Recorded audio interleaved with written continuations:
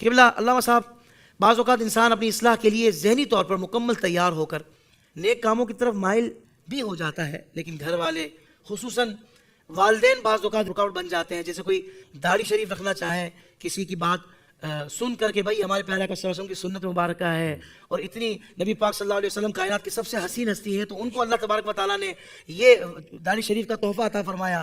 تو پھر یہ ساری باتیں علماء کرام سے سن کر کسی کا ذہن بنا تو گھر والے پھر اس میں رکاوٹ بعض اوقات بن جاتے ہیں. والدین یا کوئی بعض اوقات بیوی بھی جو ہوتی ہے شریک حیات، وہ بھی کہتی ہے کہ نہیں آپ ایسے نہیں ویسے اچھے دکھیں گے، تو اس طرح کی باتیں ہوتی ہیں. اور تو پھر شادی والی بات بھی لے کر آ جاتے ہیں بیچ میں کہ بھئی ابھی اگر تو نے داڑھی رکھ لی تو پھر رشتہ اچھا کیسے آئے گا. اس طرح کی باتیں کیا ارشاد فرمائیں گے حضرت؟ کیا ان نوجوانوں کی کس طرح تربیت فرمائیں گے تاکہ بالکل ایک طرف بندہ ہو جائے، یعنی کوئی تذبذب میں ہے وہ بھی ایک طرف ہو جائے کہ بھائی اللہ اس کے رسول کی طرف ہی رہے، اور جو بظاہر جس کا ذہن بالکل نہیں بنتا وہ بولے کہ بھائی میرا بن گیا ذہن. الحمدللہ مجھے سمجھ آ گئی بات علامہ صاحب کی. اللہ اکبر، بڑا بہترین سوال آپ نے کیا ہے. اور یقینی بات ہے کہ جب بندے کے اتنے قریبی رشتے کسی بھی نیکی میں رکاوٹ بن جائیں تو بندے کے لیے عمل کرنا قدر مشکل ہوتا ہے. لیکن جس دوست کے ساتھ ایسا پرابلم ہو اس کو چاہیے سب سے پہلے وہ استقامت اور اس کے مضمون کو پڑھے اور سمجھے. اپنے صحابہ اکرام اور اہل بیت اطہار ان کے واقعات کو پڑھو تاکہ جو دل کو ایک مضبوطی ملتی ہے وہ ملے اور مزید جذبہ ملے، اور آئندہ اس عمل پر ثابت قدم رہنے کے لیے اس کو جو تیاری ہے وہ مکمل ہو سکے. اگر کوئی یہ کہے کہ میرے والدین رکاوٹ بن رہے ہیں، عمومی طور پر استثنائی صورت ہر جگہ پہ ہوتی ہے، تو ہر والدین ایسے نہیں ہوتے. میں یہ سمجھتا ہوں کہ 95% والدین کی خواہش ہے کہ ہمارے بچے نیک ہو جائیں، 95%. لیکن 5% وہ بھی ہیں کہ جب بچے کو وہ نیک دیکھتے ہیں اس عمر میں کہ جب وہ جوان ہوتا ہے تو شاید وہ سمجھ رہے ہوتے ہیں کہ ابھی سے یہ نیک ہو گیا تو پتہ نہیں پھر یہ ہمیں کمائے گا کون، کھلائے گا کون، اور ہمیں سنبھالے گا کون. حالانکہ ان کو یہ نہیں پتا کہ اس عمر میں اگر یہ نیک ہو گیا تو حلال کمائے گا، حلال کھلائے گا اور سنبھالے گا بھی اس انداز کے ساتھ کہ ہماری دنیا اور آخرت بہتر ہو جائے گی. ان 5% کو یہ سمجھنا چاہیے. اچھا، دوسری بات یہ ہے کہ ان کو چاہیے صحابہ کرام کے واقعات پڑھیں تاکہ ان کو پتا چلے کہ اگر اس قسم کے رشتے رکاوٹ بنے تو ہم نے کیا کرنا ہے.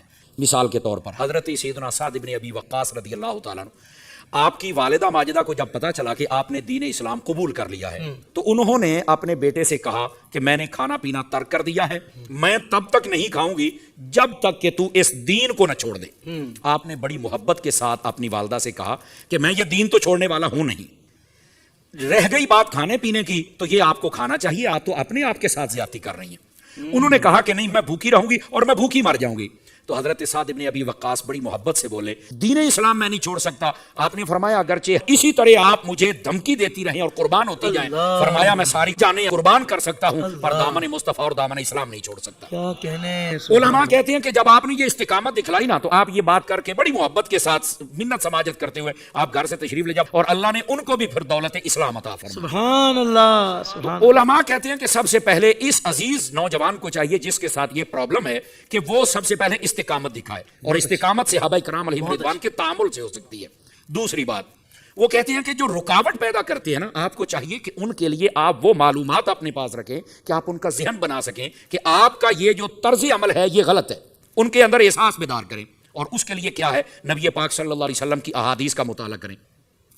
البدور الصافرہ کے اندر ایک روایت ہے جس کو حضرت کعب رضی اللہ تعالیٰ عنہ آپ نے روایت فرمایا. وہ کہتے ہیں کہ قیامت والے دن اللہ کی بارگاہ میں جتنے اصلاح کرنے والے لوگ ہیں اور اصلاح میں معاون بننے والے لوگ ہیں ان کا مقام و مرتبہ کیا ہوگا. تو کہا کہ ان کے مقام و مرتبے میں یہ ہوگا کہ اللہ رب العزت کی بارگاہ میں آئیں گے، اللہ جب طلب فرمائے گا تو ان سے سوال کیا جائے گا، وہ جواب دیں گے. کامیابی تو پہلے ہوگی لیکن یہ اہل محشر کو دکھایا جائے گا. اس کے بعد اللہ رب العزت ان کو جنت عطا کرے گا اور ان کے چہروں کو اتنی چمک عطا کی جائے گی کہ چاند کی چمک کم ہوگی، ان کے چہروں کی چمک زیادہ ہو جائے گی. فرمایا اہل محشر ان کو پہچانیں گے کہ یہ وہ لوگ ہیں کہ جو نیکی کا کہتے بھی تھے اور معاونت بھی کیا کرتے تھے. تو اس جوان کو چاہیے کہ وہ سمجھائے کہ نیکی کا کہنا اور نیکی کے معاونت کرنا اس کا تو چہرہ قیامت والے دن بھی چاند کی طرح چمکے گا. تو آج آپ کیوں رکاوٹ پیدا کر رہے ہیں؟ تو جب ایسی روایات سنائی جائیں گی تو ظاہر سی بات ہے ایک ایز اے مسلم ان کے دل کے اندر بھی یہ احساس پیدا ہوگا کہ ہمیں نیکی کے کام میں رکاوٹ نہیں بننا بلکہ ہمیں معاونت اختیار کرنی چاہیے. دوسری بات، تیسری بات یہ ہے، سیدی اعلیٰ حضرت صاحب رحمۃ اللہ تعالی علیہ آپ نے فتاوی رضیہ شریف کے اندر 25ویں جلد میں ایک سوال کا جواب دیتے ہوئے فرمایا کہ اگر نیک کاموں میں رکاوٹ والدین بنے، یعنی اگر یہی ہے، کوئی کہتا کہ واقعی والدین ہیں جو رکاوٹ بن رہے ہیں داڑھی شریف میں، نماز میں، مسجد میں جانے سے اور حلیہ اسلامی رکھنے سے، اگر یہی رکاوٹ ہے تو سیدی اعلیٰ حضرت صاحب رحمۃ اللہ علیہ آپ نے بڑی پیاری بات ارشاد فرمائی. آپ فرماتے ہیں کہ اس بچے کو چاہیے کہ یہ حدیث پاک اپنے ذہن میں رکھ لے، شعب الایمان شریف کی ہے، اور وہ کیا ہے؟ فرمایا لا طاعت لمخلوق فی معصیت الخالق، فرمایا کہ جس کام میں اللہ کی نافرمانی ہوتی ہو اس کام میں کبھی بھی کسی کی بات ماننے کی اجازت ہی نہیں ہے کہ میں رب کی نافرمانی نہیں کر سکتا. بس اس کو چاہیے کہ ہر وہ بات مانے جو بات اللہ کی نافرمانی تک نہ لے کے جائے، اور جو اللہ کی نافرمانی والی بات ہو وہ باپ کرے، استاد کرے، پیر کرے، ایکس وائی زیڈ کوئی بھی کرے، اس بات کو ماننے کی قطعاً اجازت نہیں ہے.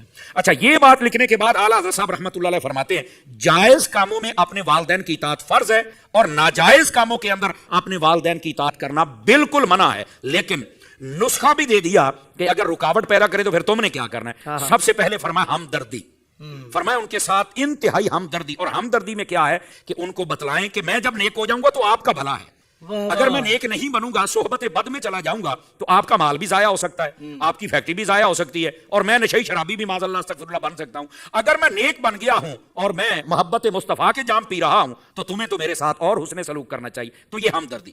دوسری بات فرمایا نرمی، فرمایا کہ جب بھی تمہیں کسی سے بات کرنی ہے ادعو الی سبیل ربک بالحکمت والموعظۃ الحسنہ، فرمایا کہ تم اچھے انداز کے ساتھ اللہ کی طرف بلاؤ اور ان کو حکیمانہ اور نصیحانہ باتیں کر کے نصیحت کے ساتھ ان کو سمجھاؤ. تو کہا کہ پہلے والدین سے ہمدردی اور اس کے بعد نرمی کے ساتھ، اور اعلیٰ حضرت نے 2 لفظ لکھے، فرمایا ادب، اور ادب کے بعد گزارش. یہ 2 چیزیں ملا کے جب کرے گا تو والدین مان ہی جائیں گے. تو فرمایا اس طرح اپنے والدین کو گزارش و ادب کی جائے، تو فرمایا ادب والی گزارش مان کر وہ آپ کے معاون بن جائیں گے. اور آخری بات اس حوالے سے، اور وہ یہ ہے کہ ہم سب کو چاہیے کہ یہ جو نیکیوں میں رکاوٹ پیدا کرنے والی چیزیں ہیں ان کو بھی دیکھیں. یہ صرف ایک ماحول نہیں ہے، بسا اوقات یہ جو عوامل ہیں یہ ہماری مصروفیات بھی ہوتی ہیں جو نیکیوں میں رکاوٹ پیدا کرتی ہیں. مثال کے طور پر ہماری مصروفیت ایسی بن گئی، ہماری نوکری کے اعتبار سے دیکھ لیں، اسی طرح ہمارے کاروبار کے اعتبار سے دیکھ لیں، اسی طرح ہماری سوسائٹی اور ہمارے دوستوں کے اعتبار سے دیکھ لیں.